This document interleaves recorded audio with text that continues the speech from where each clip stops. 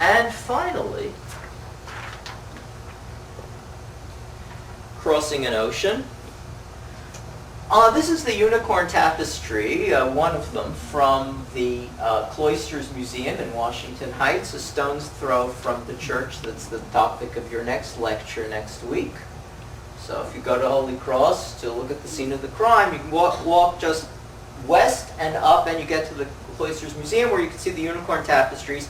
And here is the unicorn purifying the waters, ladies and gentlemen. Huh? How come probably a Flemish tapestry of the late Middle Ages has a Zoroastrian scene portrayed on it? Well, one might equally ask why Netherlandish painting for some reason portrays the Epic of Gilgamesh, a text that was lost to written tradition until very, very recently when cuneiform was rediscovered. The answer is that ideas travel orally, not just in writing, and the written corpus actually furnishes a very, very small part of what could be known of the existence and persistence of ideas from antiquity. I mentioned Gilgamesh portrayed in a Netherlandish painting.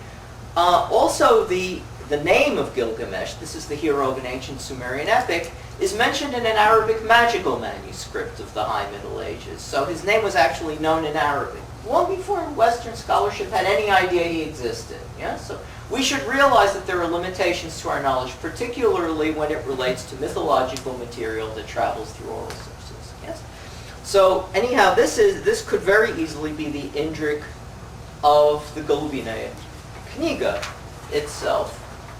But fortunately, that's not what I have to prove this evening, and you can come to your own conclusions. It's interesting also to notice that in the Russian text, the manifestation of the battle between the forces of good and evil is in a dream. Yeah? Prince Vladimir's dream.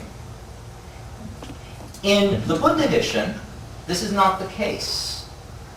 The Bundahishn, the Book of Creation, simply mentions the meeting and the contest of the two spirits. But there is another Zoroastrian text which does mention very specifically that the two spirits were manifest in a dream. These are the hymns of Zarathustra himself, the Gathas, which were composed sometime, most likely in the mid-2nd millennium BC. In chapter 30, verse 2 of which we hear that Mayo ya yama chwafana asravatam, the spirits who are twin came to be known chwafana, in a dream. This verb chwafna is one of the easiest to understand in Avestan. It's exactly the same as the modern Persian word chob, sleep, and it's cognate to the Armenian word kun, because chwa becomes a k for reasons I don't have to go into here. Sleep. So the Russian text preserves a memory of the Gathas as well as of the Bundahishn. Now the Bundahishn also enumerates, in addition to the creations, the counter-creations. There are two spirits, Ahura Mazda, the good Lord, who's the creator of all good things, and Ahriman, the evil spirit, who makes bad things. These are all done in opposition to the good creations of Ahura Mazda. So when Ahura Mazda makes light, Ahriman creates darkness. When Ahura Mazda makes sweetness, Ahriman creates bitterness, and so on. Life, death, truth, lies.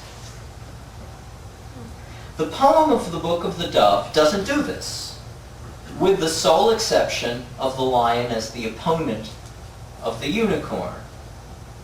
And the dream of the primordial battle occurs not at the beginning of the poem, as is the case with the Bundahishn, for instance, but at the very end. And this seems to obviate the need there would otherwise be to list counter-creations. If all we have is a narration of the creation and then a list of all the good ones, but no mention until the very end of the text of an evil spirit, one doesn't have to bother to list his creations, and this is more convenient to a Christian audience. Yes, there is something definitely dualistic about the poem, but it's a muted dualism, so that the element of the narrative that might necessitate a more dualistic approach is postponed to the end. This is important because in the same region where we find the Golubinaia kniga recited, I will adduce other cosmological doctrines which differ very much in the direction of the Bundahischen. That is to say, they are less Christianized, less orthodox, and are attested in the same place. The Bundahischen also does not make Ahriman, the evil spirit, or Krivda, evil, lies, the king of this world. He's just here in conflict with God. So, again, there is a discrepancy. The Slavonic text says that the evil spirit is in charge of the world below, the world we live in. Truth is up there in heaven, where it's nice, but basically irrelevant to our affairs until we die, or we have to be loyal to it, but it doesn't change things here. The world is a tough place, according to the Golubinaia kniga. So we have to look for a possible intermediate narrative that would account for the discrepancies that I've mentioned. And this is where Armenia comes in. In Armenian, there is a text without a title, so people have invented titles for it. Westerners call it Dedeo, meaning about God, which I don't think is a very adequate description. In Armenian itself, it's called Yertzach, meaning the refutation of sectarians, of sects, by the ever-popular Bishop Yeznik Gochpatsi of the 5th century. Everybody who learns Karapar, classical Armenian, reads Yeznik, and specifically the part of Yeznik I'm going to talk about in about week 6 or something, as we will be doing. He describes a Zoroastrian cosmology, partly from oral sources. There's every indication that he heard people talk about these ideas, and partly from written sources, Greek and Syriac. In this version of the Zoroastrian cosmology, both the good and the evil spirits are brothers. They're twins, sons of a being embodying infinite time named Zurvan, who sacrifices in order to have a son, holding a staff called a barsom. It's a bundle of twigs. There's an Armenian loan for this, barsmunk, which Yeznik also mentions. Ahriman is born first, and he becomes king of this world. Ahura Mazda, in heaven, will defeat him in the end, but the division is the same as in the Book of the Dove. Another important detail, in the form of the cosmology that Yeznik transmits, but that we do not find in any Zoroastrian source, is that Ahura Mazda, the creator god, did not know how to create light. There are certain things he simply didn't know.